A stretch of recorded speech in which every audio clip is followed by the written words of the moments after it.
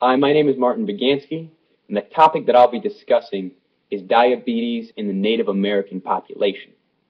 Now, while I am not a Native American, this topic still concerns me because type 2 diabetes runs in my own family. So knowing that I can take care of myself and my family is very important to me. I want to start by going over a brief history of the Native American population and how diabetes has made its way into that population. Now, researchers have shown that the Native Americans actually inhabited North America 70,000 years before European settlers arrived.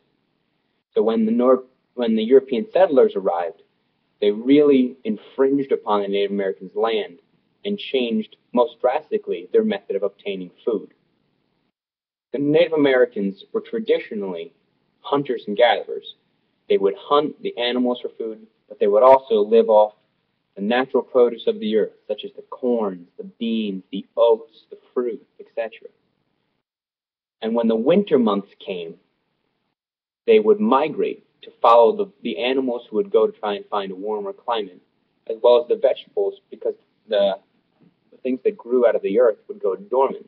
So they would look for more by traveling south, where it would be warmer. Because of this lifestyle, the North Native Americans underwent times of feast and famine, and that's how their bodies became accustomed.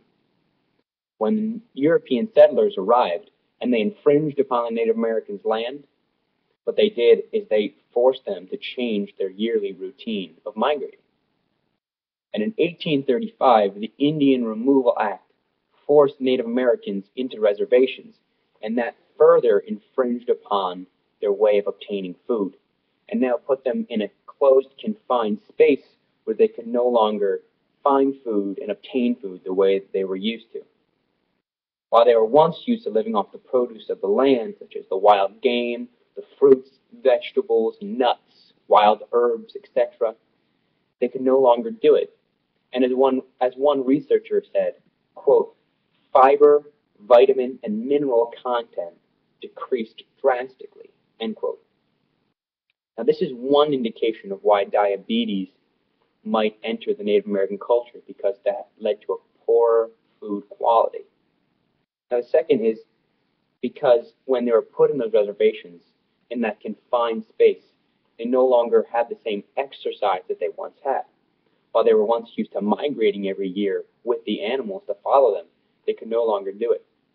One researcher found that in the Navajo tribe, they could burn up to 4,000 calories each day before the workday started. Now in the reservations, they couldn't do that because they were in a confined space. So these two reasons, the poorer food quality and the fact that they are much less active, are two of the leading beliefs as to why the Native Americans have developed diabetes in their culture. I also want to talk about the unmet health needs which plague this issue. The three key needs that I found in the literature on this subject were education, nutritional foods, and exercise. The first is education. The Native Americans very much need education on how to take care of themselves, how to eat well, and how they can fight against diabetes. As one Native American man commented, quote, we don't take care of ourselves till we get sick. Then we get aware of our bodies, end quote. Now, if all the Native Americans were to have this attitude, what would happen is everyone would get diabetes. And what would happen is the health professionals would have to come in and clean up after this. When in theory, if they were better educated, they would be more vigilant. They would know what was going on, and they could better know how to take care of their bodies. The next unmet health need is nutritional food. A quote here says that health experts say the lack of food stores on reservations is one factor contributing to the soaring Native American diabetes rate, end quote. Now, organic foods were once readily available to the Native Americans, but inside the reservations, they're not. They are much more confined.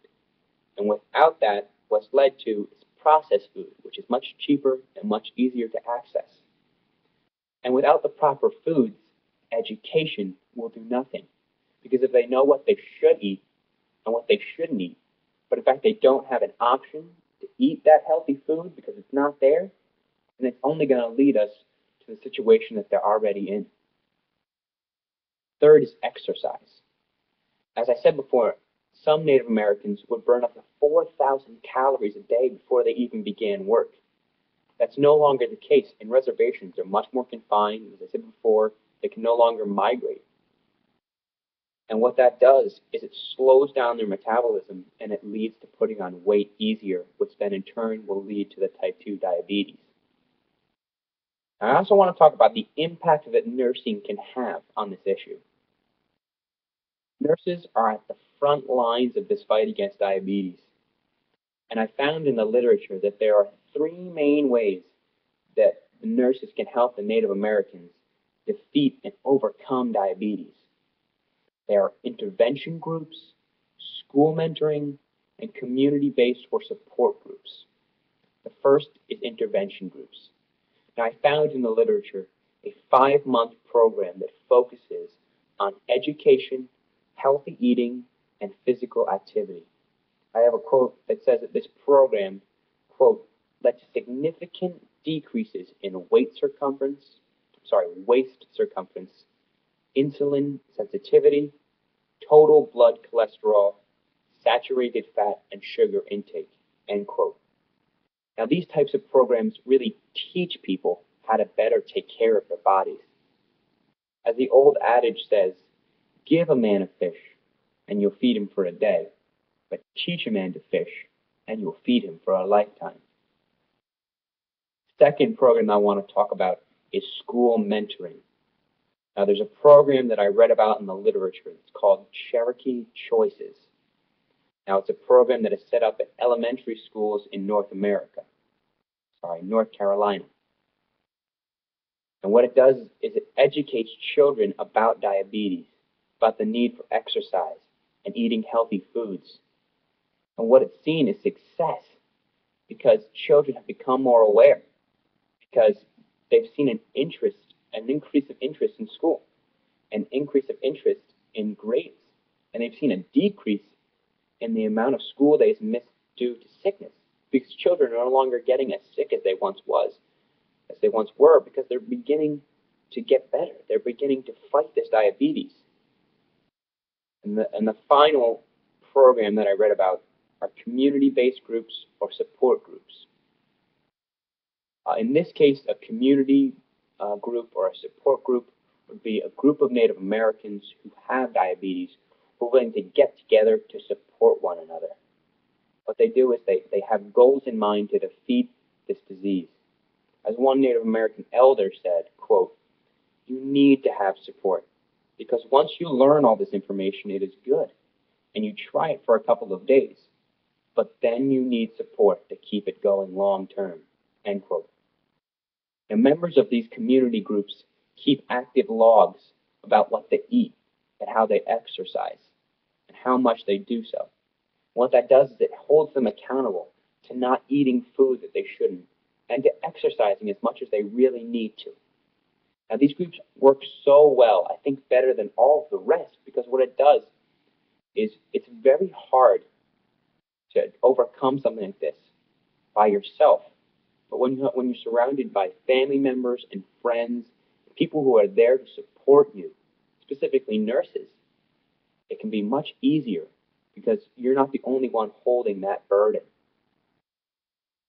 In conclusion, type 2 diabetes is still very much a serious health concern in the Native American population. And in order to fight and defeat diabetes, Native Americans are in sore need of health education and access to better and healthier foods. Now, nurses can very much help in this because nurses can initiate and maintain these intervention groups. They can be great examples to children in these mentoring programs, and they can lead and administrate community-based support groups that can help people really overcome this. Nurses can be the ones who lead this charge because nurses, after all, are the mediators. They're the ones who are between the physicians and the people who are willing to work with both, to care for both, and to get people the care that they need and the education that they need so they no longer have to be plagued by something as drastic as diabetes. Thank you for listening.